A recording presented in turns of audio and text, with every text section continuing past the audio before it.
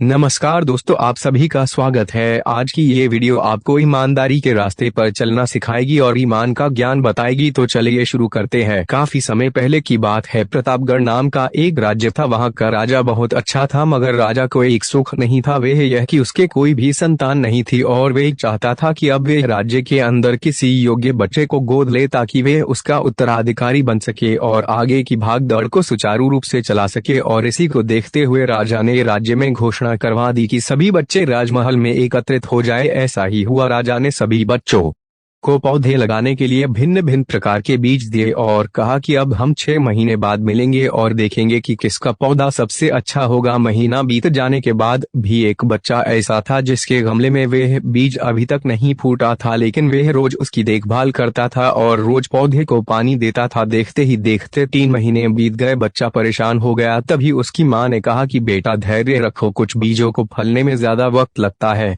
और वे पौधे को सींचता रहा। 6 महीने हो गए। राजा के पास जाने का समय आ चुका था, लेकिन वे डर हुआ था कि सभी बच्चों के गमलों में तो पौधे होंगे और उसका गमला खाली होगा। लेकिन वह बच्चा ईमानदार था और सारे बच्चे राजमहल में आ चुके थे। कुछ बच्चे जोश से भरे हुए थे क्योंकि उनके अंदर राज्य का उत्तराधिकारी बनने की प्रबल लालसा थी। अब राजा ने आदेश दिया, सभी बच्चे अपने अपने गमले दिखाने लगे, मगर एक बच्चा सहमा हुआ था क्योंकि उसका गमला खाली था। तभी राजा की नजर उस गमले पर गई। उसने पूछा, तुम्हारा गमला तो खाली है? तो उसने कहा, लेकिन मैंने इस गमले की 6 महीने तक देखभाल की है। राजा उसकी ईमानदारी से खुश था कि उसका गमला खाली है, फिर भी वह हिम्मत करके यहाँ आ तो गया। सभी बच्चों के गमले देखने के बाद राजा ने उस बच्चे को सभी के सामने बुलाया। बच्चा सहम गया और राजा ने वह गमला सभी को दिखाया। सभी बच्चे जोर से हंसने लगे। राजा ने कहा, शांत हो जाइए, इतने खुश मत होइए। आप सभी के पास जो पौधे हैं वो सब बंजर है। आप चाहे कितनी भी मेहनत कर लें उनसे कुछ नहीं निकलेगा, लेकिन असली बीज यही था। राजा उसकी ईमानदारी से बेहद खुश हुआ और उस बच्चे को राज्य का उत्तराधिकारी बना दिया गया। लेकिन हमें इस कहानी से क्या सीखने को मिला? मेरे हिसाब से अपने अंदर ईमानदारी का होना बहुत जरूरी है। अगर हम खुद के साथ ईमानदार हैं तो जीवन के किसी न किसी पड़ाव में सफल हो ही जाएंगे, क्योंकि हमारी